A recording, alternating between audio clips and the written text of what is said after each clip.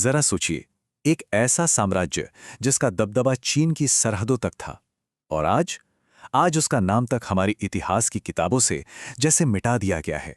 क्या इस बात पर यकीन होता है कि भारत से जुड़ा एक साम्राज्य कभी सेंट्रल एशिया से लेकर चीन की सीमाओं तक फैला हुआ था? मतलब एक ऐसी सुपर पावर जिसका लोहा उस जमाने में रोम और चीन जैसी बड़ी ताकतें भी मानती थीं। तो सबसे बड़ा सवाल ये उठता है कि आखिर इतना बड़ा साम्राज्य हमारी हिस्ट्री की किताबों से गायब कैसे हो गया? क्यों इसे भुला दिया गया? चलिए आज इसी ऐतिहासिक रहस्य से पर्दा उठाते हैं। तो आज की पड़ताल में हम क्या-क्या देखने वाले हैं? सबसे पहले जानेंगे उस भूले बिसरे साम्राज्य के बारे में। फिर देखेंगे कि दुनिया में उसकी हैसियत क्या थी, सिल्क रोड पर उसका दबदबा कैसा था, और फिर हम उस राजनीति को समझने की कोशिश करेंगे जिसकी वजह से हम इस साम्राज्य को ही भूल गए। आखिर में ये भी देखेंगे कि इतिहास के और कौन-कौन से पन्ने हैं जो शायद हमसे छिपाए गए हैं। तो चलिए बिना देर किए शुरू करते हैं। पहला सेक्शन, वो भूला हुआ साम्राज्य यानी कुषाण वंश। कुषाण साम्राज्य अपने जमाने की एक बहुत बड़ी वर्ल्ड पावर था, लेकिन आज की सच्चाई क्या है? सच्चाई ये है कि ज्यादातर लोगों ने इसका नाम तक नहीं सुना। इंटरनेट पर भी कई लोग ये सवाल पूछते हैं कि आखिर स्कूल में इतने अहम साम्राज्य के बारे में पढ़ाया क्यों नहीं गया? ये एक बड़ी हैरानी की बात है। तो सवाल ये है कि ये भूला हुआ साम्राज्य आखिर था कितना बड़ा? चलिए इसके असली स्केल को समझते हैं। ये देखिए, दूसरी सदी के आसपास कुषाण साम्राज्य आज के अफगानिस्तान, उज़्बेकिस्तान, ताजिकिस्तान से लेकर उत्तरी भारत के एक बहुत बड़े हिस्से तक फैला हुआ था। मतलब ये सिर्फ साइज में ही बड़ा नहीं था, बल्कि इसकी लोकेशन भी कमाल की थी। ये सेंट्रल और साउथ एशिया को जोड़ने वाले सबसे अहम रास्ते पर काबिज था। और दिलचस्प बात यह है कि कुषाण उस वक्त अकेले नहीं थे। वो दुनिया की 4 सबसे बड़ी ताकतों में से एक थे।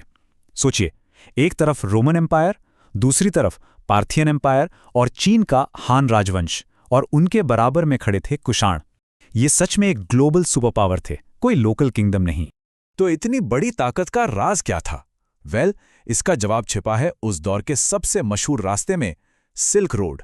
आइए देखते हैं कि कैसे इन्होंने व्यापार, संस्कृति और दुनिया पर अपना असर छोड़ा। देखिए, सिल्क रोड सिर्फ एक रास्ता नहीं था, ये उस जमाने का ग्लोबल हाईवे था। पूरब और पश्चिम को जोड़ने वाली धड़कन। सदियों तक यहीं से सामान, आइडियाज, कल्चर सब कुछ गुजरता था। और कमाल की बात यह है कि लगभग 300 सालों तक इसके सबसे जरूरी हिस्से पर कुषाणों का कंट्रोल था। और इस कंट्रोल का असर जबरदस्त। कुषाणों ने इन रास्तों को सेफ बनाया, जिससे व्यापार खूब फला फूला और उनकी तिजोरियां भर गईं। कल्चर का ऐसा लेन देन हुआ कि भारत से बौद्ध धर्म इन्हीं के राज में चीन तक पहुंचा। और उनका दबदबा, अरे दबदबा तो ऐसा था कि रोम और चीन जैसी महाशक्तियां भी उनके साथ डिप्लोमेटिक रिलेशंस रखती थीं। तो अब ये तो साफ है कि कुषाण कितने जरूरी थे। तो फिर हम अपने असली सवाल पर वापस लौटते हैं, उन्हें भुलाया क्यों गया? यहीं से शुरू होता है हमारा अगला सेक्शन, इतिहास की राजनीति, और ये कि कुछ कहानियां क्यों कभी सुनाई ही नहीं जाती। देखिए, यहां पॉलिटिक्स ऑफ हिस्ट्री को समझना जरूरी है। इसका सीधा सा मतलब यह है कि इतिहास की किताबें सिर्फ फैक्ट्स बताने के लिए नहीं होती। अक्सर उनका इस्तेमाल एक खास तरह की नेशनल आइडेंटिटी या राष्ट्रीय पहचान बनाने के लिए किया जाता है।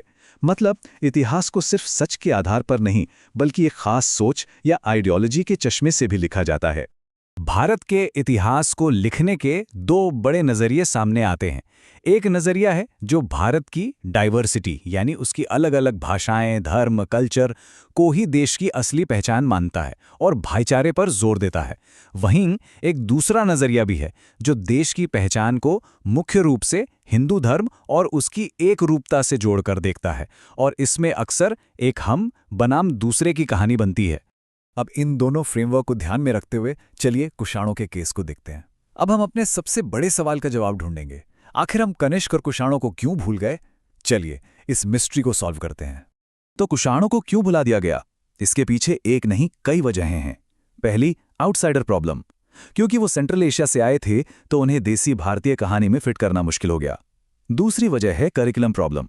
हमारे स्कूल की किताबों का फोकस अक्सर दिल्ली पर राज करने वालों पर होता है, सल्तनत, मुगल, ब्रिटिश, बाकी सब जैसे साइडलाइन हो जाते हैं। तीसरी है रिलीजियस प्रॉब्लम। कुषाण बौद्ध धर्म के बहुत बड़े सपोर्टर थे, तो वो गौरवशाली हिंदू अतीत वाली कहानी में फिट नहीं बैठते। और आखिरी वजह, आइडेंटिटी प्रॉब्लम। वो ना तो हिंदू थे ना मुसलमान, इसलिए इतिहास लिखने के दोनों ही बड़े फ्रेमवर्क में उन्हें आसानी से जगह नहीं मिली। इंटरनेट पर एक यूजर ने इस पर क्या खूब लिखा है। ईमानदारी से कहूं तो ये पूरी बहस ही दिखाती है कि हमारी हिस्ट्री की पढ़ाई कितनी टूटी हुई है, और ये बात बिल्कुल मुद्दे की जड़ पर चोट करती है। लेकिन बात सिर्फ कुषाणों की नहीं है, ये तो बस एक उदाहरण है एक बहुत बड़ी समस्या का। अब हम आते हैं अपने आखिरी सेक्शन पर, अनलिखा इतिहास। यानी हम और क्या-क्या भूल रहे हैं। सिर्फ कुषाण ही नहीं हैं, ऐसे और भी कई ताकतवर साम्राज्य हैं जिन्हें अक्सर भुला दिया जाता है। सोचिए, मराठा, जिनका राज पेशावर तक था, राष्ट्रकूट, जो कन्नौज से लेकर श्रीलंका तक फैले थे, कलिंग के महान राजा खारवेल, और उत्तर भारत में अरब हमलों को रोकने वाले गुर्जर प्रतिहार। ये लिस्ट वाकई बहुत लंबी है। तो सबसे बड़ी बात जो हमें समझनी है वो ये है कि इतिहास सिर्फ तारीखों और घटनाओं का कलेक्शन नहीं है, ये एक कहानी है। और सबसे ज़रूरी बात ये है कि उस कहानी को सुना कौन रहा है। कुषाणों का किस्सा हमें यही दिखाता है कि कैसे ताकतवर नरेटिव्स और पॉलिटिकल चॉइसेस ये तय करती हैं कि हम अपने अतीत को कैसे याद रखेंगे। इतिहास एक कहानी है। अब सवाल बस इतना है कि इस कहानी को लिख कौन रहा है।